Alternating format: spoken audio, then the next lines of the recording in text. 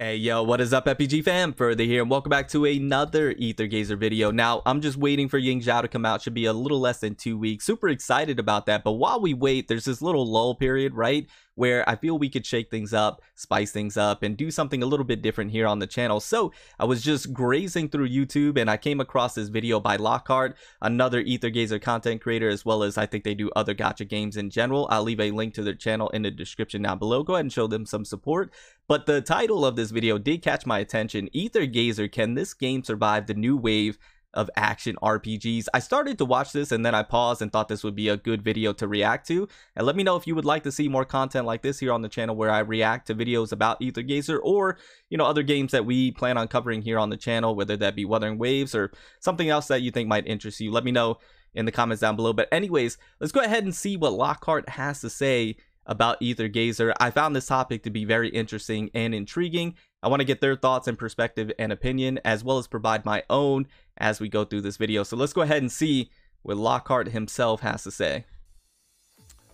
How's it going, everybody? It is Lockart here, your official content creator for Ether Gazer, and I wanted to talk about something that's kind of been on my mind, and it is basically whether or not Ether Gazer will survive. And what do I mean by that? I mean that we have games like Wuthering Waves, Endless Zone Zero, Solo Leveling, games that are kind of like that action RPG with a gacha mixed into it. You can call them hack and slashes, I guess, but I don't think they're hack and slashes because Dynasty Warriors, that was a hack and slash. That really was. Yeah, Dynasty Warriors, massive shout out to Dynasty Warriors. Love that game. That is indeed a hack and slash. But what I think Lockart, and I'll let them elaborate here in just a second, but what I think Lockart is trying to say is that Ether Gazer is going up against some very tough competition, not only within the ARPG genre, but just gacha games in general, right? So when you take a look at their direct competition, they mentioned Wuthering Waves and Zenless Zone Zero, and I think Zenless Zone Zero is maybe a little bit closer. Wuthering Waves, not so much. That's more going to be open world. I would say more their direct competition would be like Honkai Impact 3rd. They just came out with the part 2. That's hype.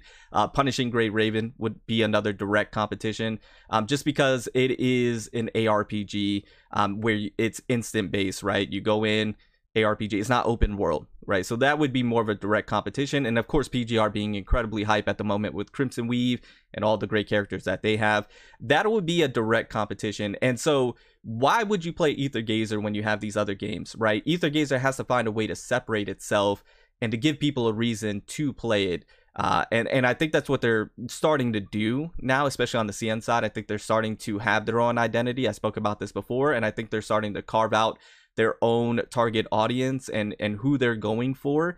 And I think the community is coming around Ether Gazer because of its uniqueness and what separates it from Punishing Gray Raven and Honkai Impact 3rd. But what we also have to keep in mind is that Ether Gazer is not just going up against its own direct competition, but the gacha genre in general, where you have juggernauts like Genshin Impact, you have Honkai Star Rail, you have these other games that people are gravitating towards that are making a lot of revenue, Nikkei, you know, these games that are really killing it. Ether Gazer has to go up against those as well because it's just within the gacha market. And so the developers for Ether Gazer have to once again find a way to separate itself, to give a reason for players to play this game. And I think once again they're starting to do that. It probably took them a lot longer than it should have, but I think they're getting around to it. But once again, let's see what Lockart has to say. I don't want this, it's a 31-minute video. I don't want my video to be like an hour long, so I consider try not to pause it that much. You know, there are games that have come out and some have totally failed, like Devil May Cry, Peak Combat. Like that was crazy. That was crazy, and there's no reason why that game should have you know, fumbled as much as it did, but it's on the developers. They really fumbled the bag at the beginning, but that shows that the beginning of a game's life cycle is incredibly important, and the impression that you provide the individuals or the players at the very beginning is incredibly important. If you leave a bad taste in a player's mouth at the very start of a game, it doesn't look good as you move forward. Even if you're making the best of changes, it's very hard to get a player back once they, you know, got that bad taste in their mouth that you provided upon first release, right? Never ever again, unless they release like Zero from Mega Man into that game as a collab unit. I probably will never even touch that game ever. You see? But That's what I mean. wanted to talk about it because like all these games are coming out, and again, it's something that's kind of like on the top of my mind. So we're gonna dig in. It's gonna be a long one, but try to stay with me. You know. Yeah, I'm gonna try not to pause it so let's much. start off with the fact that obviously this is my opinion. I don't know if anybody's actually talking about this at all, or even has a concern, or if it's even. It's a topic that has been floating around the community, right? It's something that I thought about myself as well, especially when the revenue is not where it needs to be and things are looking a little bit shakier, at least on the global side. But it's not. I have more faith and hope in AETHER that they're going to turn it around. I know what the CN side is doing. I know what's yet to come in terms of PC client UI changes. There's a lot of very exciting things to be looking forward to with AETHER that I think can really turn this game around for the best. But there is a lot that they need to implement in terms of the developers to really, you know, make this game special and to make it a truly enjoyable game. It is right now, but they can do so much more, right? And I think the community talks about it as well. I don't know if as much as of late, but it has been spoken about. Brought up, but you know, like this, what I'm about to talk about is strictly from my perspective. You know, I may have seen some things online, whether it's Reddit or other YouTube videos. Right. If I do come across something that I can link to those, I will bring it up as well. But for now, let's just maintain the fact that, you know, this is just from my point of view. Now, let's start off with like the type of gamer I am, because it's kind of really important, because again, this is my opinion. So I have grown very attached to gacha games because some like of we my all first introduction to gacha games were games like Brave Frontier. You joined the dark side.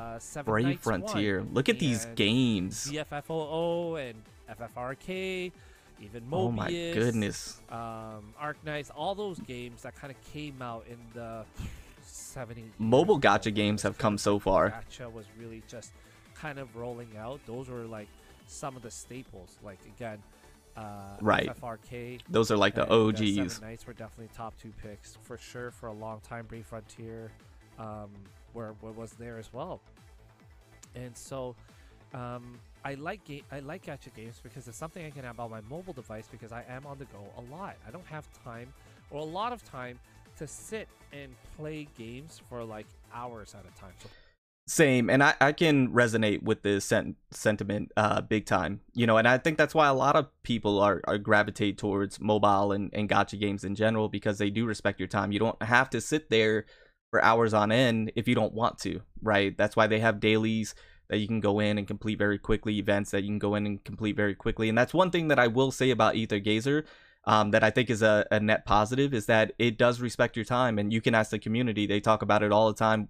A highlight for AETHER is that it respects your time. You don't have to spend hours in here if you don't want to. You certainly can, especially if you haven't played the game in quite some time. You can dump some hours into it. I mean, I stream a couple of hours each and every day on the game, but you could also hop in for 15 to 20 minutes and just complete what you need to and then hop out, right? And this is certainly, AETHER can be a side game for most people, where you have your main game and then you can have AETHER as a side game if you want it to be. But that's a lot of mobile games are gacha games, and I echo the same sentiments, because I don't have a whole lot of time on my hands as well. So I need something that I can hop in and out of pretty quickly, and that's why I don't main too many games or play too many games, because I'm too busy. I don't have the time to be able to do that. console gaming was really hard when the Switch came out. I was Right. really happy, because that I had to travel a lot in my previous job. Like, I was like weeks at a time out of the house. Yeah, and I completely so understand. I couldn't just play a console, and I never had a PC strong enough to play any PC games. Right. So the Switch was like an amazing in between. But gacha games were just kind of like that thing that worked really well for me, you know? Right. With your time schedule and everything. So when it came to like what kind of commitments I had a lot, and now I have more so. Like I'm a husband, I am a dad of two, and I have a full-time job that is my career, and I enjoy it a lot. So I put a lot of effort into making sure that I can do very well at Right. And I can completely respect that, and I relate wholeheartedly. Right. For example, I have a fiance, I have a son. You may not know this, spoilers. you know, full-time job, you know, things IRL that I have to take care of, responsibilities. So once again, I just don't have as much time. I enjoy working out, going to the gym. You know, there's things where it fills up my day, and I just don't have the luxury, like, you know, people that may be single, that don't have kids, that don't have as much responsibility to sit down and just, you know, for hours just play and, you know, have their, you know, half the day gone just playing video. I just don't have that luxury anymore. So what Lockhart's saying, I can definitely relate in a big way. At my work, and so those things are kind of like really important, but Right. They're the priority. When it comes to like gacha games now, it really does need to be able to fit my lifestyle.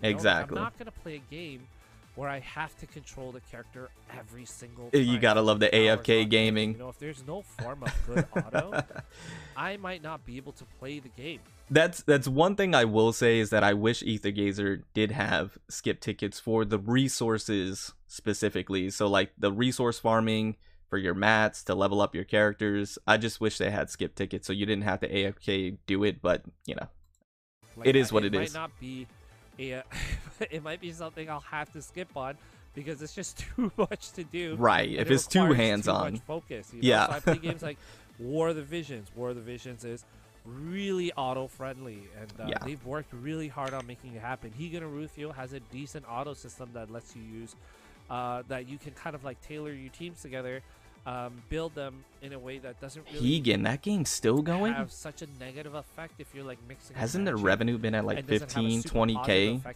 How are they still running? Teams. You know, Honkai Star Rail is not too bad either. Yeah, I mean, it does take a lot of time, Honkai Star Rail, but yeah, it's not too GAZER, bad. They do have auto. The new Penacony? the new Atelier game, Atelier. Oh, Atelier yeah, that came out. Resel Arena or something like that. Picked up on, and I try gacha games when they come out every now and then. FF, Final Fantasy VII, Ever Crisis. What a shame. Okay, auto. Horrible farming mechanics. If you've ever played, What a shame Ever where Crisis, this game you is kind of know gone. what I mean, you know, like when you don't restart the stage right away, that's like super annoying. Like, why?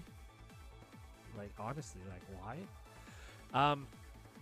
So that kind of gives you an idea of like the kind of game. Lockhart's been playing level 85. I see you out there. You know, in my state of life, you know, I got a lot going on. Got so the gentleman I just Oceanus don't have on the that time page. to like focus on a game that just is really time consuming, that requires a lot of you being on the game, playing the game.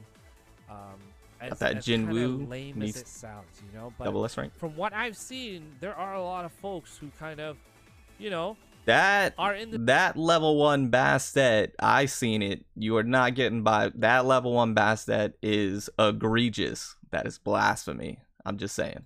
the same boat as me, so it's nice, you know, whether they're constantly on the go or they're just in the exact same situation. They love video games, but gacha games are the only ones that fit into their lifestyle. So how does AETHER cater to me? As you kind of saw just now, some of the things, it is semi-auto. It's not a full auto game by any No, means, it's but not. it's a semi-auto game. So You like, can AFK. That's really nice. Like I can just do some of my farming stages, which when you get to my level and you've played it for a little bit, honestly, and it did not take long to get to this point. At least for me, it didn't. You kind of just do 2 stages, go to the shop, like you do 2 stages times 4. You go to the shop, you buy a couple things, your dailies are done. And throughout the week, you end up finishing your weeklies by the time it's like Friday. So you have 2 extra. Not only that, yeah, so that's what I was talking about earlier about AETHER respecting your time. You could definitely get things done very quickly if you want to. And when you do the dailies and weeklies, you get a pretty decent amount of shifted stars, leading to the free-to-play friendliness of this game as well. Just want to add that. To like catch up on just in case you're like super behind, right? Right, right. Battle passes, if you play in that way, battle passes might not be something that you like complete every single time, but if you do, but you don't need to.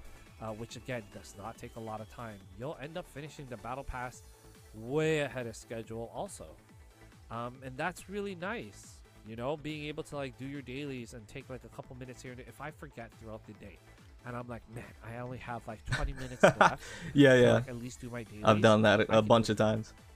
Like I can like the 2 stages don't take that long. Right.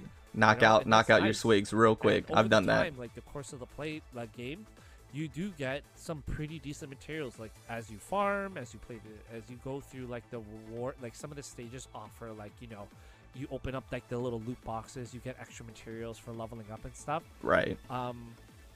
It's really easy to level up your characters and have them ready to go. Like I will give you an example, right? So currently level 30. Well, let's see. I've been leveling up a lot of characters, and I'm gonna get this character to level 80. Yeah. And, like over time, I've leveled up a lot of characters, and because like the team building in this game is like really easy, you end up farming extra materials really fast, you know, and it doesn't take all. Yeah, so the materials that you use to level up your modifiers, you can get an abundance of them. So this level up material right here, your skill level up materials, your weapon level up materials, you can get abundance of those. The issue lies in the reconstructors and the warps, which I've talked about ad nauseum at this point. I'm not gonna keep harping on it. I'm just hoping there's a rework.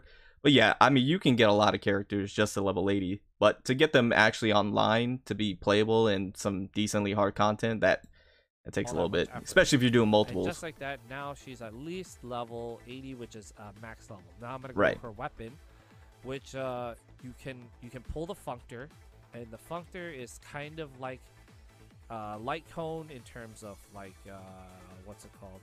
A light cone in terms of, I guess, Honkai Star Rail. Yeah, or like your weapon in Genshin. Really, it's not the weapon. It's like what kind of unlocks the characters to being able to do more. So I guess it's more like a light code, whatever. And then you actually do have the weapon. Yeah, well, you have the access key, and then you have the signature functor. So it's like the weapon, pretty much. Slow. It's pretty much. So I've maxed my weapon. I put on a light code, which you don't have to level per se. No, which is nice. You can transcend it, but you don't have to level it up. That's another thing, is that they certainly could have made it to where you have to level up the access key and level up the signature functor. Now that would have been rough, right? That would have been rough. But the way that Aether GAZER does it, just in case you're a new player to the game, and what makes this game so free to play friendly as well, is that you only need to level up the access key, and then the signature functor you would just transcend if you want to, which you don't have to. And then the signature functors, when they're introduced in the game, they're permanently in the game, so you don't get FOMO from it. You could always get it later on. That's another aspect of it I don't think that gets enough praise from Aether GAZER as a whole. So massive shout out for the way they do the weapon, quote unquote. If the character is double S, it gets an extra 2 levels. That's another very nice thing as well. Enough, which is pretty good for some of the better characters. I need to get the sigils. That's where it takes a little bit longer. Warps, just to get it to the next level. Yeah, that's where the grind is. Codes, which you get over playing the character. Real grind is the warps and the sigils if you're a new player. Stuff like that, but for the most if you're wondering if you're a new player. I've already done... Oh, wait, sorry. The last thing I need to do is levels. Yeah. But... maxing out the levels again, you know. 16. Hold on, was that 16,000? 15,000? Time wisely. Hey, yo, man's been hoarding. Yo, 15,000. You have not been skill leveling nobody. Lockart probably focuses on like the modifiers that they actually use and like, rather than, you know, every new one that comes out like myself. But my guy's been hoarding. You'll be able to get the extra. You love to see it. Material, so you can level up all the skills. Oh my goodness. Oh, by the way, just so you know, you can hold that down. You don't have to click it each and every time. You can hold it down and it'll level it up all the way. It is a little what you would consider sweatier, right? Like you're starting to roll for like substats and stuff. Like that would be the skill effects, yeah, on the sigils. I maxed out the characters' levels, their weapon levels. Well, that's just because you had an abundance of materials just lying around. Proper sigils based on how I want to use her, whether it's support or whatever. Yeah. And she's more or less usable now. You know? Yeah. And that's awesome. That's with every character. It is. I agree. So like, I got this guy. Meng I haven't gotten around to using him yet. Last game. But his levels maxed. Yeah. His skills are maxed. His access key is maxed. Hey, go use him. Which is like super random. Why haven't you used him? And now go use him. I just gotta collect all of his sigils. Work on his codes, and I'll be able to use him like effectively, like how you're supposed to. And I find that like the game is really generous in that because it's also It like is. a way for it to respect your time. Right. So if you pull a new character, so like I'll give you an example. So Gongchen, which is a new character that I got. Like, where's the skin lock? don't take a lot to farm up because you can basically buy the Hey, sigils we got a at certain Spartan. points. We got a Spartan runner Gungjen. You'll love to see it. Spartan for days. Where's the skin though? Time, I'm messing. which takes like next to nothing, and Yeah. then you can just basically all you have to do afterwards, which doesn't it doesn't take long to level up any of these things because you always like you end up with a decent amount. 576 spirit You capture. start That's rolling insane. for like stats, which I haven't even started yet. Once you reconstruct, Ah, those reconstructors are you looking can rough. Exceed to the next level, and Yeah. that'll be great. And then you got to work on the warps. The warps are, again, most of them are self-explanatory, and almost dummy-proof. I wouldn't say necessarily dummy proof per se. I mean, it's definitely pretty straightforward in black and white, but I guess I'm talking from an optimal standpoint. Like if you're trying to be optimal, then yeah, there's a specific way you want to go about it and making sure you do the right warps. But at the same time, that's one of the features where you can be very unique and do whatever you want. So yeah, I wouldn't say necessarily dummy proof per se because there's some confusing text on there that may trip up some people, and then not knowing the full kit of a modifier to know and understand what would be the best warps to put on them. I can understand where people get tripped up there, right? Warps is a little more nuance than people would lead you to believe. So I wouldn't say dummy proof, but at the same time, it's pretty black and white. It's kind of straightforward to a sense. But it is more nuanced than I think people give it credit for. So that way they can either go to the AI, or you can control them yourself. Which is awesome. And then like there's chips here, which help tailor the AI to doing what you want them to do. Not everybody has that, but that is pretty great. Right, I agree. So the catering portion to Aether GAZER for me is that like the game is made easy right now. And it's been easy for a while, and I like that this portion where like I can get a character and feel like I can use them right away is so essential to like that infusion of like dopamine, where it's just like, oh man, it's awesome to like be able to like have a character that you can use right away and not have to be like, oh, I gotta do this, that, and the other. Like right, Honkai Star Rail, I'm spending like if I pull the character and I get lucky enough, I'm gonna spend like a month, like 2 to 3 weeks. Okay, yeah, actually, yeah, like a month getting them online to being like to being usable. performance. That was the Genshin Impact problem as well. And if it's not peak performance, it's like okay performance. This is like a lot faster.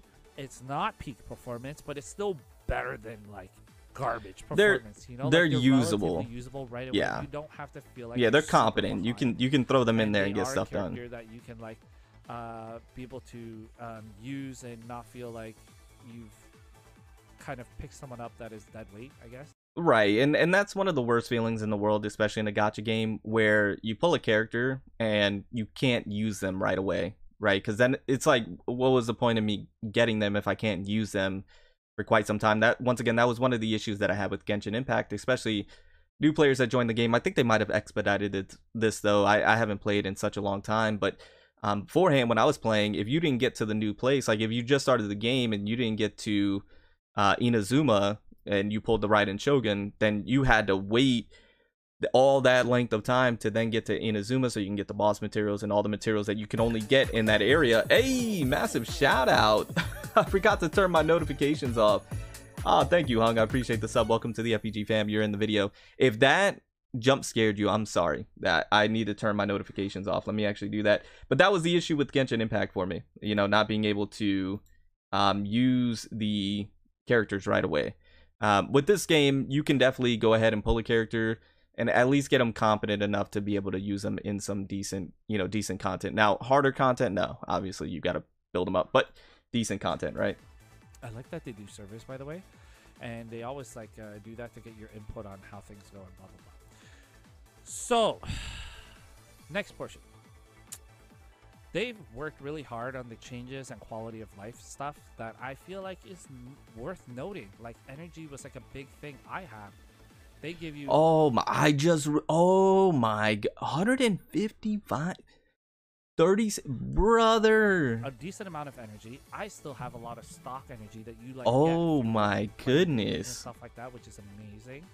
Again, like you can. Do My man can farm for days. If you don't do your dailies, you can still do the stages in the same way. The craziest thing that I realized for the first rerun. My man's got coolant for days. GAZER, where it's the Hell Banner. Yeah. All of her things you can redo. They're back. That's totally really missed awesome. This the first time around, but that's awesome, you know. And so like awesome that they reran the event. That is really nice when it comes to like quality of life and bringing back. Yeah, for people that missed out, but also for premium currency. Too, is that like they are also willing to not revamp, but make older characters stronger. So yeah, the synchro buff is really nice. Modules, and I totally missed this, to be honest. But somebody who reached out to me on Discord kindly explained how the module system works, and it is super awesome. And I actually just did a video for Living Soul Osiris. I'll leave it linked at the end of this one about the synchro buff. But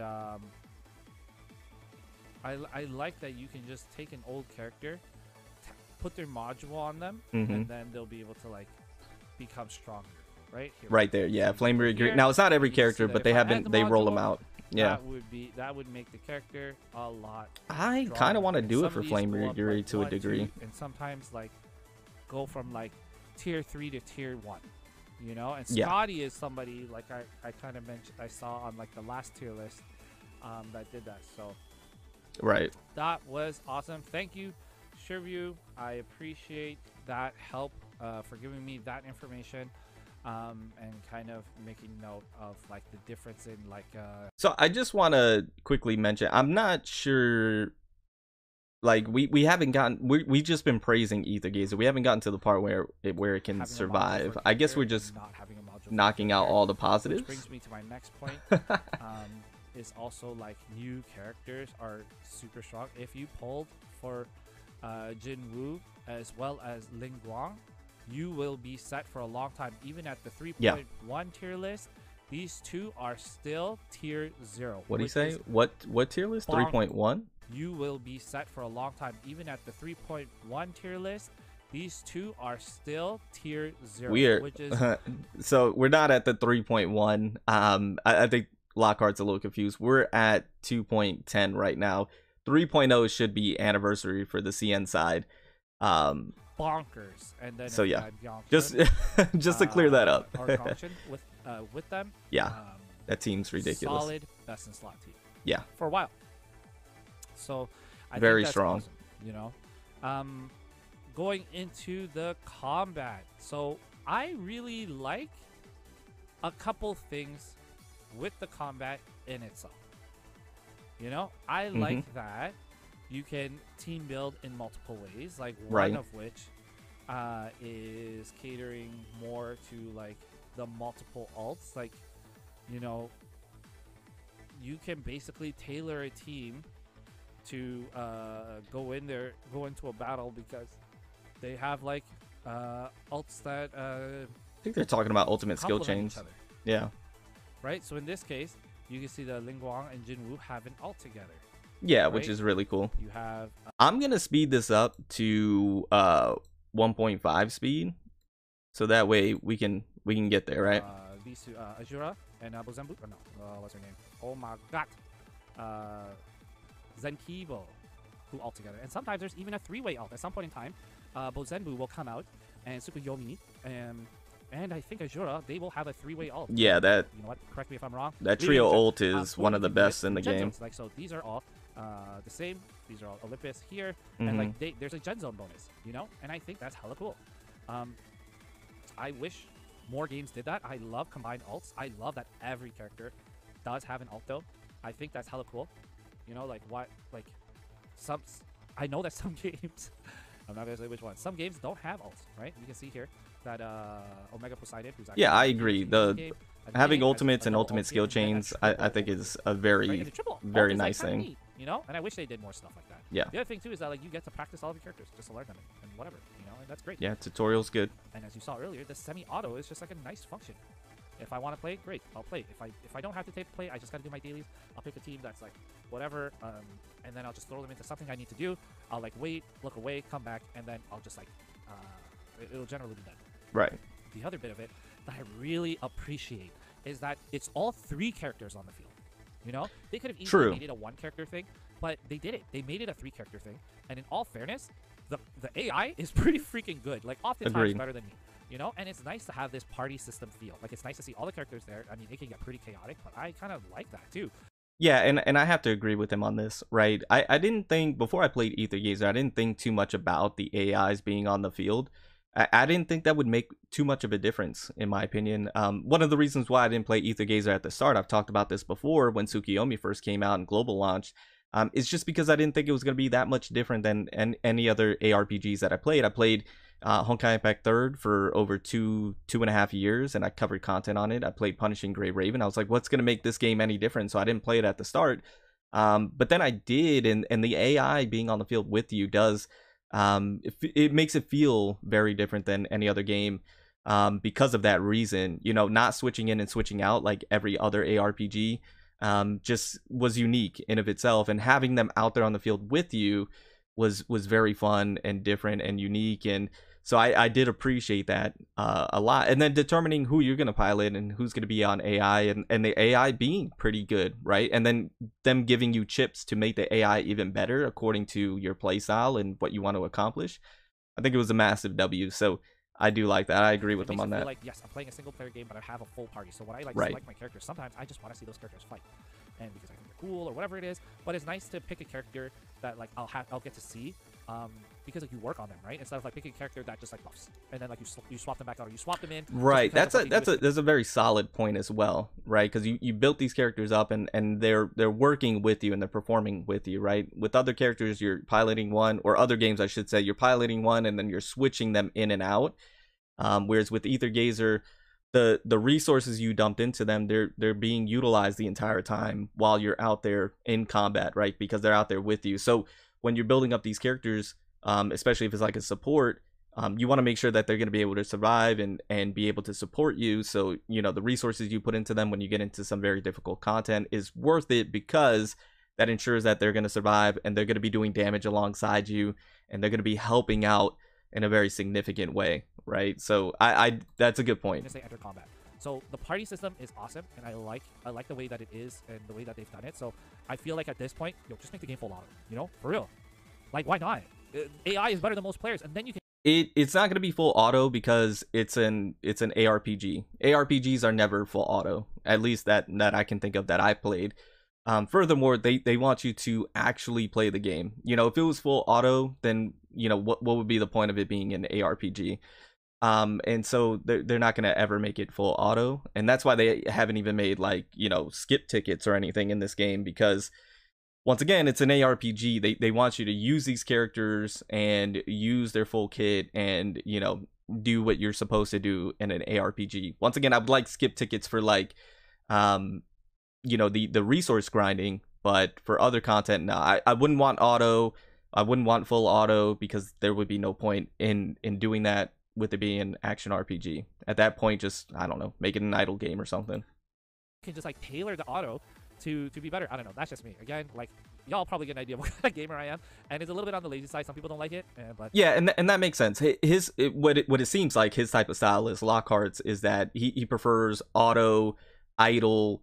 Don't have to focus too much on the game per se, because he doesn't have that much time to do that, and, you know, have to have his full attention to the game at all times, which is understandable. But then it's no longer an action RPG. It's then more like a auto battler, idler type of game, which seems to be more of what he's looking for, is like an idle auto play type of game. It works for me, you know, because the other part of gachas is that collecting part. All right, so agreed. Let's get into the next bit of it, which is kind of related to combat, but it's also like the characters, the animation, the style. I do like it that it's not that like typical chibi style. You know what I mean? I cannot stand the chibis. Idea where I'm coming from. It has its charms and stuff like that, but I like that the child characters look like children, the adults look like adults. You know, and I think that's great. Some other portions of it too are the fact that like the skins are for the game. Some of them are free, like Senkibo here. You know, you just get this skin for getting the battle pass and whatnot and things like that. I think that's very nice as well. It is what it is. It's also a really nice mix of like characters from ages to also husbandos and waifus. I think it's been alright so far. Primarily, the waifus are stronger. Again, Jinwoo and Ling Guang are both very strong. The waifus are top the tier. husbandos are okay, but not really. They need more husbandos. I'm not gonna lie. The husbandos are hella cool. Like I really like Anubis. New goat. Along with that's my boy. Shianis. Yeah. Shianis those two are the goats. I love Fake Snake. Fake Snake. Mardusi. So don't call him Fake Snake. That's Mardus. I like. There's always like Sasuke. That's my boy Sasuke. Style. I don't. I like. So let's just I am not a fan of his style at all. His fighting style is like really cool, and it's unique, but it just wasn't for me. That, like, you can just use and like not have to worry about it just didn't feel good. It just didn't feel impactful. It's nice, you know. Like I know that like there are ways for people to be able to like play the game in like a sweaty manner. You know what I mean? And by yeah, you certainly can. Sweaty, and I think a lot of people mention it a lot. It's just like you can play it at like a super high level. You can. You know? Yeah, certainly. For lack of a better word, just do it really well by being able to use no healers. And that's not me.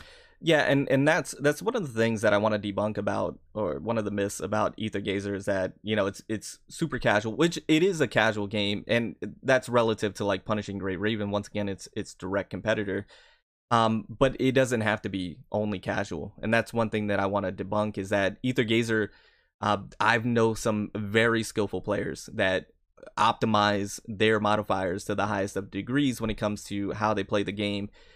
People think you just mash skills, but no, there are rotations of skills and when to hit them, and there is specific timing on certain things. And as we get new modifiers, they become more intricate in terms of the combos of these skills, right? You can't just mash skills. I mean, you can, but you're not going to be optimal. You're not going to be using the modifier to its highest capabilities and potential.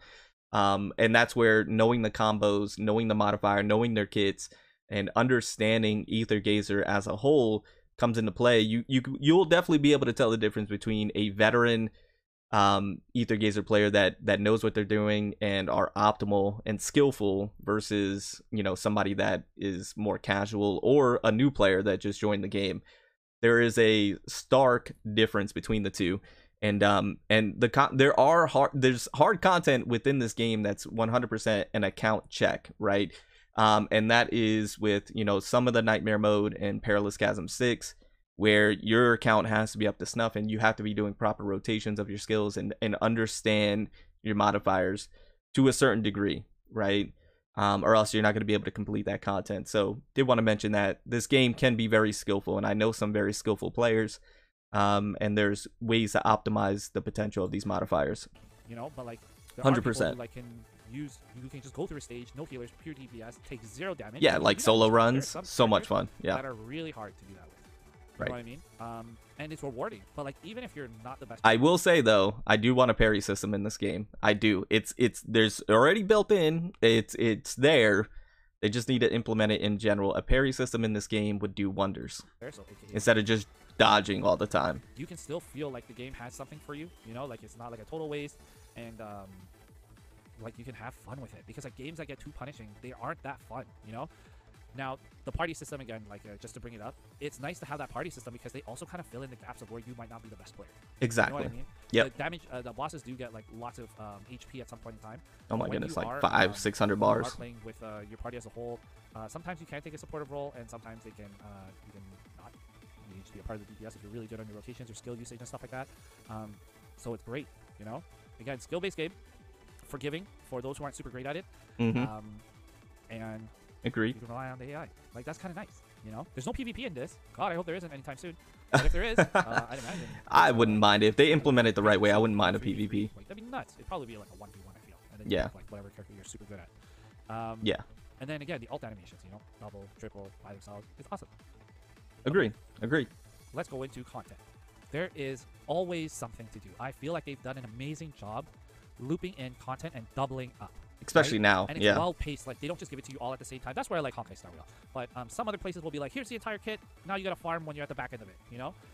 No, they do it out in phases, and that's pretty nice. Like to be able to do that. And there's like different mini games that come with it too, so it makes it super easy to digest and super easy to navigate. I don't have to walk anywhere to do anything. Don't get me wrong. Listen, I know exploration is a great part of world building. Again, I just don't have the time for it. So I like going through my clicky stages, doing my like little mini games, having the story kind of thrown out at me. So in this case, it's all going to be tower defense, which the first time was hard, the second time I imagine it's going to be harder. Oh, this Scotty So event it was makes so it much super easy to fun. navigate, super easy to digest, and it doesn't make the world any smaller. It actually makes the world even bigger because I feel like I'm getting more content sooner. You could just without see how making the many hassle different of, like, types of walking, events there are in you know? this game.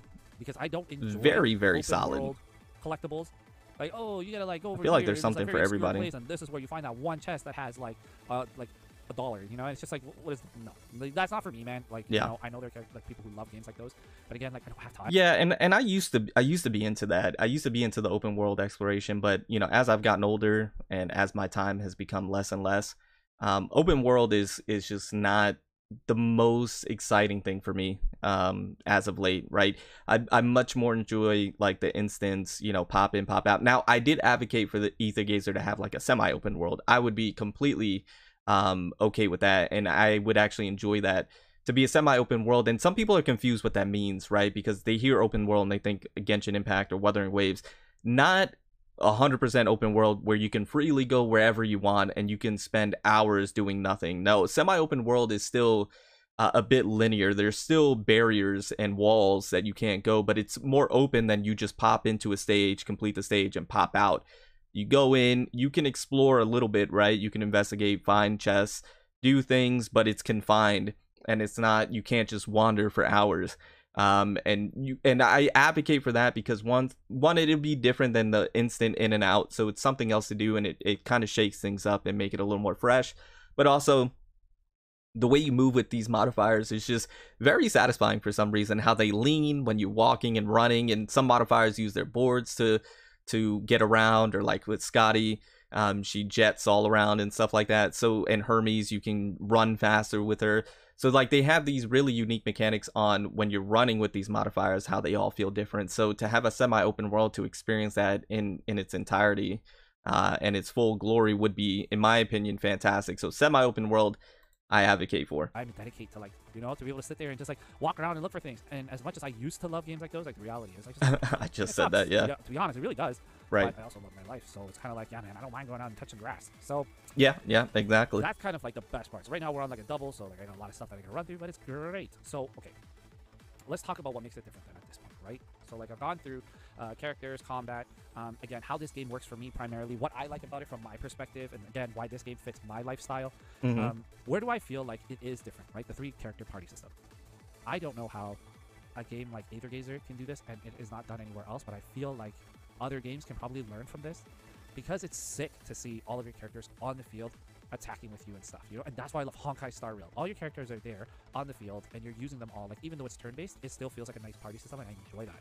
So it feels like, for me, Aether Gazer is just in its own space. Yeah, so, I agree. Because it has unique things like the mini games that come with the content, the characters that look very different from like the current games that are out there, and then I'd probably say Wuthering Waves is gonna be like the next one that'll be super close. But I feel like it's a nice blend, you know, like all the characters, as you go through the story, you get a better idea of like what they're about, why they look the way they look, why they, yeah, you know, I can agree with that. Their attire is the way that it is. I just think Aether Gazer is gonna be a good spot. So yeah, and it's only gonna get better, right, in my opinion. That I said in the beginning. Will Aether Gazer survive? I think personally, yeah, absolutely.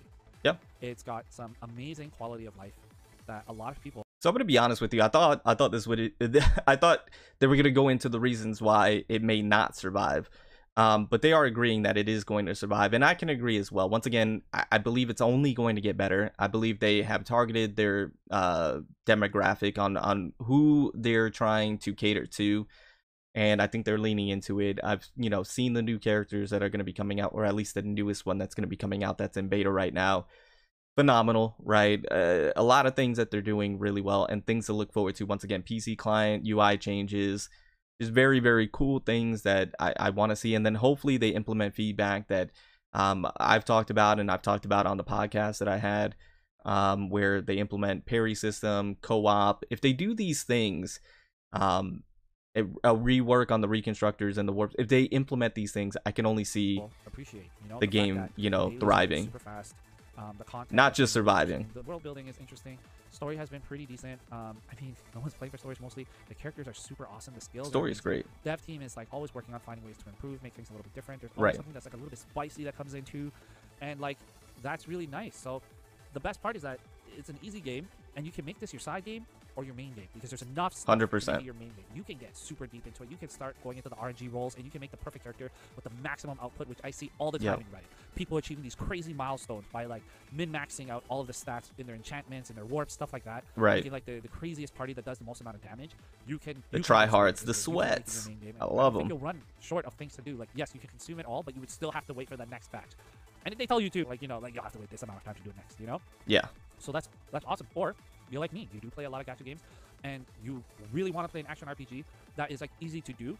And so, again, going through like some of the side games like racing or tap tap or the current cooking one and like all these other things are nice, and it's just cool because it's like a totally different game than everything else that I have. Not to mention that the UI is a lot nicer and easier to navigate, right? No walking. Like you can digest the story without having to waste time walking from to speak to one person to speak to another person, and there are in-game cinematics, that tell that story and make it easier. I do wish there was more cutscenes, but yeah, I like it. They do have it. I don't think it's gonna go anywhere. The latest one was fire, by the way. Heavily affected by any of the games that are gonna be released this year. For people like me, again, for me, I think I will always lean into AETHER because it's got that action aspect, and be able to like keep me engaged in the game, keep me excited for new characters and new things coming out, and kind of keep me on my toes, where like it's also made it easy for me to stay engaged and stay playing. Right. So that's it. Let me know what you guys think. I'm still gonna go ahead. I'll probably touch on all the 3 games that I mentioned that are kind of like hovering around in the AG universe, or the AG gacha space. But I'm curious as to what y'all think. Please comment down below if you liked the video. Please please subscribe, join the Discord. Support the man. Support him. Thank you so much. Yeah. Okay. So that was the video. Honestly, with the title, I thought they were gonna talk about why it may not survive and the problems that they might run into and things of that nature. But basically, they just listed off all the reasons why they enjoy AETHER. So this might have been better titled, why I like AETHER so much, or why AETHER is a good game, why you should give it a try, and things of that nature. But nonetheless, I agree with what Lockart was saying, just about everything. This is what makes AETHER such a good game, is what Lockart stated, what I've stated in this video. Is there a potential that it could not survive? There's always that potential, and that's with any gacha game, right? Once again, gacha genre, very stiff competition. Their direct competition, PGR and Honkai Impact Third, are always killing it. That's the thing. They're always killing it, and they're always getting better. So AETHER has to continue to get better and continue to do new things and not be afraid to innovate, right? And to come into its own, right? Not try and be like anybody else, but be its own game, which I think it's starting to do. And once again, if they implement the things that the community wants, co-op, parry, new modifiers, introduce a rework to the system on how you get certain materials, provide more premium currency if possible, this game, there's a spot for it, right? And it can definitely be absolutely fantastic, better than PGR. That's interesting. Anyways, let me know your thoughts in the comments down below. This was almost an hour-long video, my longest video I think in a long time. So let me know your thoughts, let me know your opinions, let me know if you would like to see more videos like this, and I'll see you all in the next one. Remember to stand out, be different, have fun, go further beyond in everything that you do. My name's Cody, you call me further. I'll see you all in the next one. Bye guys.